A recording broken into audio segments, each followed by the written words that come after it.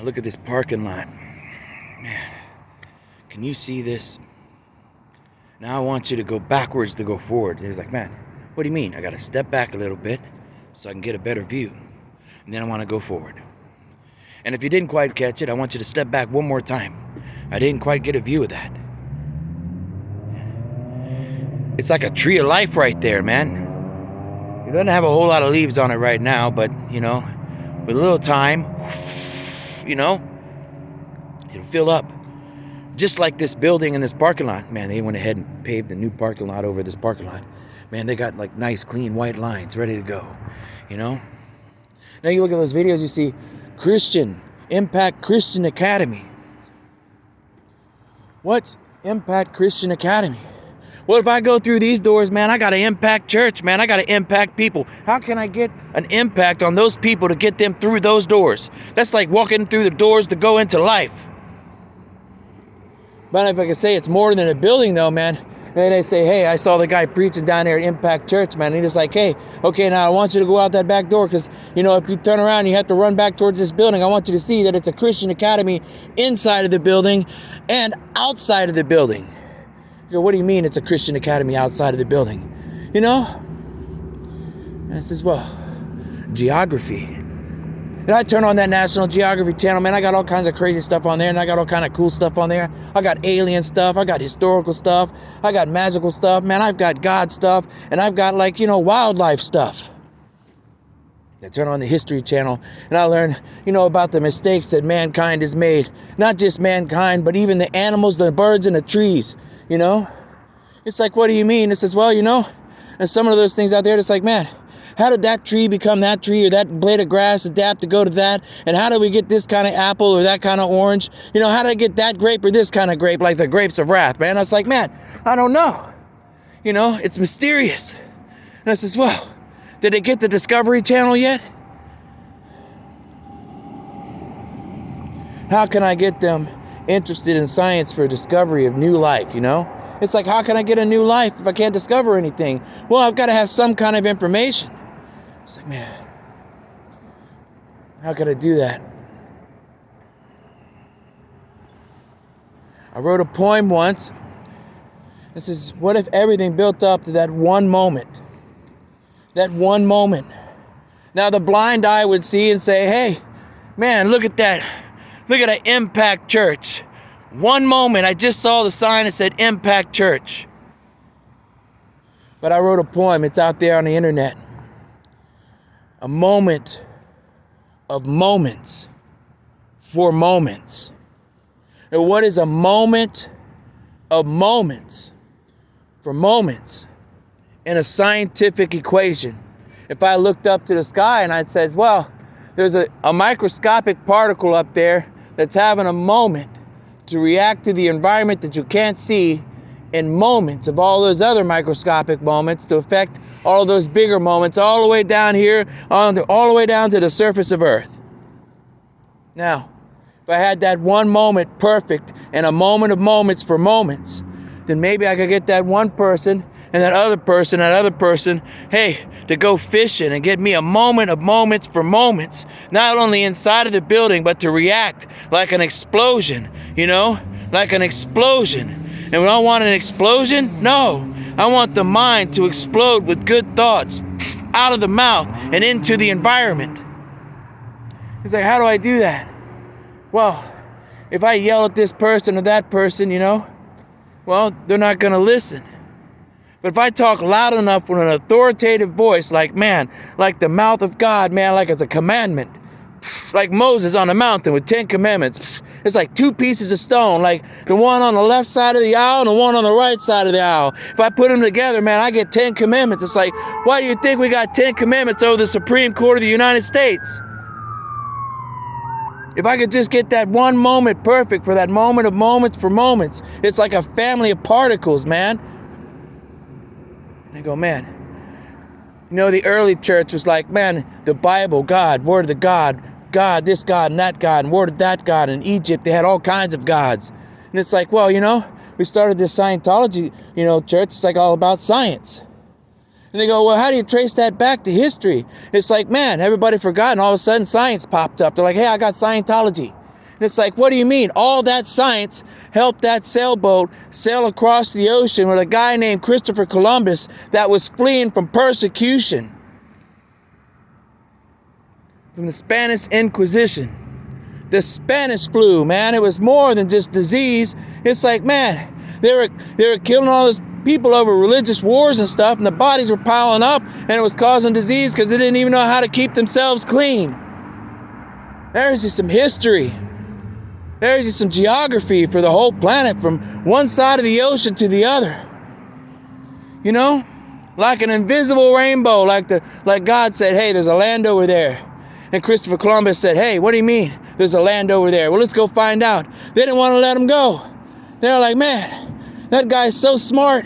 You know, they made it look like a Spanish Inquisition because they didn't want that genius guy to go over there across the ocean. So they said, we got together with a bunch of, good guys, just like the Knights of the Round Table. All those exceptional people, the geniuses throughout history. Most of them were like either ministers or preachers in the church or scientific, people influencing the community for the ministers and preachers in the church. They were trying to make an impact on the world, And they go, man, that's what Minister Kirk was talking about when he says, I'm not in the world, I'm of the world. Because I left the world behind a long time ago. When I put my 2 feet down on earth and said, psh, psh, I'm standing on the floors of heaven on earth. Why? Because if earth is floating through the heavens, then by God, if I got 2 feet firmly planted on the ground, I'm on earth, which is a place in heaven. But you could have the whole world if you want it.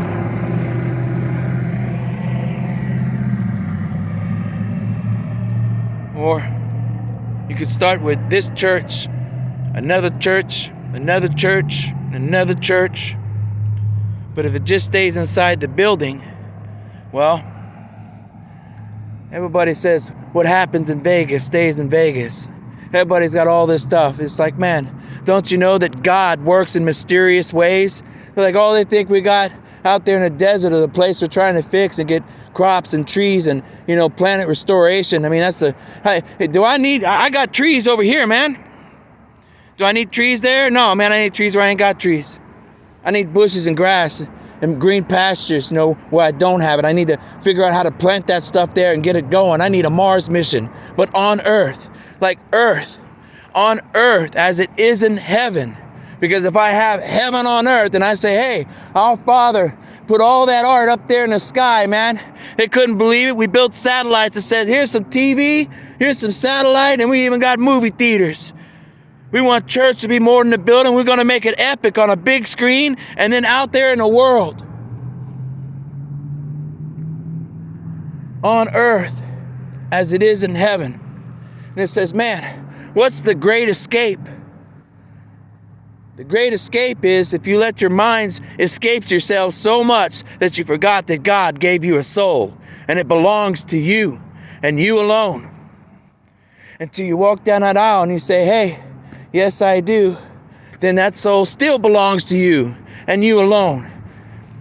And your other better half, because, for better or worse, hey, I'm good at this, but you're good at that. Okay, now together we'll make a team. And now I got a soul and you got a soul, and together we'll make some more. Build up families. I went down to the Grove Church, man, and I pulled some of my favorite little buddies aside, and I says, man, I want to do this Jesus thing. It's going to be cool, man. They started talking to the other churches, and those churches started talking to these other churches, and they just started building churches all over the place. And you want to know why? Because I said something to them. I said, man, what if imperfection was perfection in its design? The design is flawed. What if imperfection is perfection in its design? What if imperfection could build perfection? And at first they drive up and they see a mall, and it's like, well, you got a mall, I got a couple of stores in there. It's not quite built yet. It's not quite ready to go yet. And I looked at them and says, what do you mean it's not ready to go yet? It's ready to go. We just need to build it up and out. And they say, what do you mean up and out? Well, if you lift up the spirits, and you give them something positive to think about and something to work towards and build up together like a family and a community, like our community of communities, then that moment turns into a community. And that moment of moments turns into communities. And that moments of moments turns into communities of communities. And that's what built the United States of America.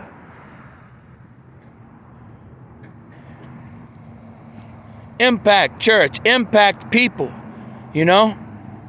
How can I impact the mind? I say, well, imperfection is perfection in its design. I said I was going to do some cool stuff on YouTube, and I was going to give GoDaddy.com some credit for it. I said to a minister once before, I can't believe those corporations make you say all that stuff before your sermon stuff. You should be able to do all this stuff and then put your advertising out there. It's like when God builds up a blessing, he says, well, let me build it up for a while first, but do you have the faith? Do you have the trust? Do you have the faith and do you have the trust? And if you put that there, God's going to say, hey, man, did you guys check out that GoDaddy site? We're trying to build up fathers for the future.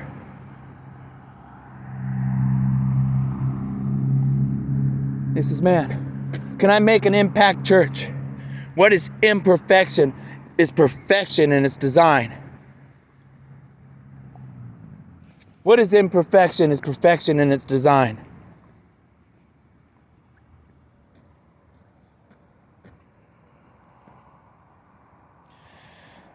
It's not perfect yet,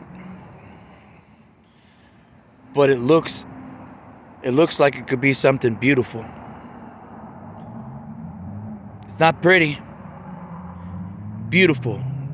I challenge you to look that up. All my life I tell these people, everybody says, oh, you're so pretty to that lady. Oh, you're so pretty to that lady. I was like, well, I don't care if you're pretty. How about beautiful?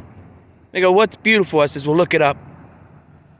It starts here, and it emanates from here. And, well, in a community of communities. Beautiful is imperfection in its design to what makes it out here. Now that is perfection. Now, this is, what do you do with that? I says, well, if I had a little bit of teamwork. He says, well, some of those people run out there in that field every day like, I got some teamwork, man, but they're tackling me down. He says, they don't understand. Some of them can't speak English or Spanish or Chinese or whatever language. He says, well, that's why they made the NFL. The National Football League. When you hear those sci-fi movies, and they got like the big game or the presidential movies, and they talk about that presidential football, that one button that nobody ever wants to push, and they says, well, we get the whole world to understand with the, National Football League.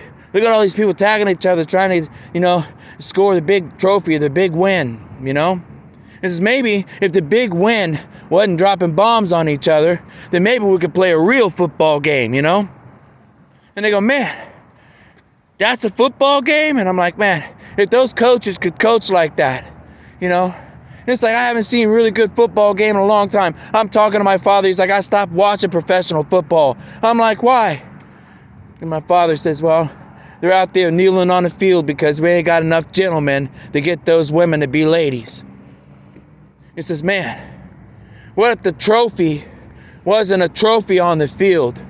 What if the trophy is what you built up to be something beautiful in your home, to emanate that, out into the world, to make it heaven on earth for everybody else through faith and family values with good morals and ethics, a living example, or what they call living proof. The imperfection of perfection in its design. So much. I built that website talking about multimedia, social media and everything else. And it says, man, that was a great sermon. And GoDaddy said to me, why are you going to delete that website? Are you sure once you delete that web page, it's never going to come back? And I says, no, it's okay. I want to delete it. I'm going to start something else. And then I look back and I think thousands of years ago, somebody said something like that. I was in Atlanta, Georgia, and all the things I heard about church growing up and Jesus and everything else, all the science, all the anatomy, the mathematics and everything else they had taught me, psychology, sociology, everything. I couldn't believe that one guy that went out in the middle of that desert trying to get those people to act right was number 4. There's a book they gave me of the 100 most influential people in the world. He was number 4. Anything about the book of Numbers, if they could just look away from the numbers and says, well, that guy must have been 4 something.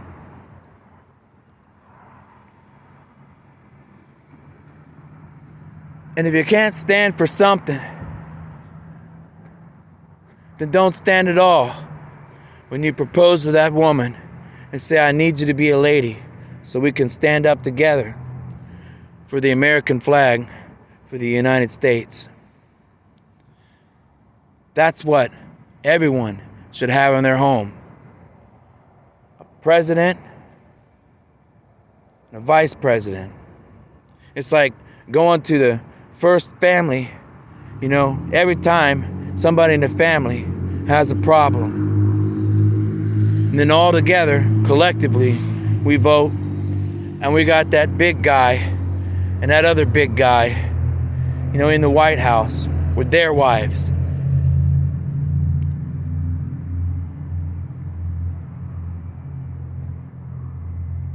I watched my father. I've never seen him cry all my life. Years ago, I saw him cry as he was watching the stuff on TV, on the news in the White House. I didn't watch the news a whole lot. But I turned the news on, and I remember when I was a kid, they had me track all those political debates and stuff. And I looked at it and I'm like, the White House used to have so much more respect and prestige.